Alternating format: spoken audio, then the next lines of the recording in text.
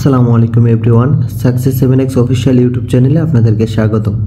তো আমরা আজকের ভিডিওতে দেখাবো কিভাবে ট্রাস্ট ওয়ালেটে 12টা কোড বা সিক্রেট পেজগুলো বের করব। ঠিক আছে, অনেকে আছেন ট্রাস্ট ওয়ালেট সেটআপের সময় 12 ডিজিটের সিক্রেট কোডগুলো রাখতে ভুলে যান অথবা রাখেন না। ঠিক আছে, পরবর্তীতে আপনারা কোথা থেকে দেখবেন বা কিভাবে দেখবেন বিষয়টা কিন্তু আমরা আজকের ভিডিওতে দেখাবো।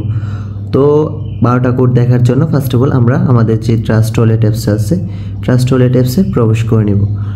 ট্রাস্ট ওয়ালেট অ্যাপসে প্রবেশ করার পর এখানে দেখবেন আপনাদের যে ট্রাস্ট ওয়ালেটের নেমটা দেওয়া আছে। ঠিক আছে, আমরা যে নেমের উপর ক্লিক করে দেব। ক্লিক করার পর দেখতে পারবেন আপনাদের এখানে 3 ডট একটা অপশন থাকবে। ঠিক আছে, তো আমরা কি 3 ডটে ক্লিক করে দেব। এই যে 3 ডট যে অপশনটা আছে এখানে ক্লিক করে দেব। 3 ডটে ক্লিক করার পর এখানে দেখেন ম্যানুয়াল অ্যাক্টিভ নামে একটা অপশন আছে।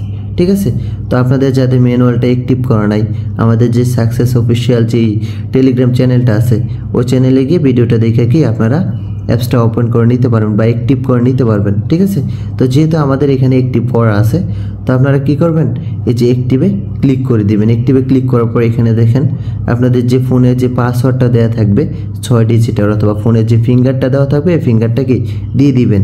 দিয়ে দেওয়ার পর এখানে দেখবেন 12 ডিজিটের একটা সিক্রেট পেজ চলে আসবে।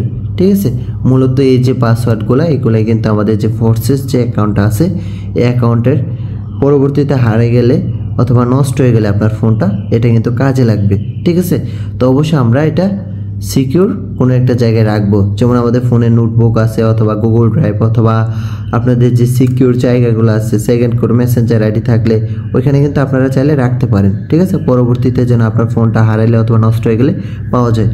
তো এই ছিল আমাদের আজকের ভিডিও। তো আমাদের আজকের ভিডিওটা কেমন লাগলো কমেন্টে জানাবেন, আর অবশ্যই আমাদের চ্যানেলটা সাবস্ক্রাইব করা না থাকলে সাবস্ক্রাইব করে নেবেন। ঠিক আছে, তো সকলে ভালো থাকেন আর নিজের খেয়াল রাখবেন।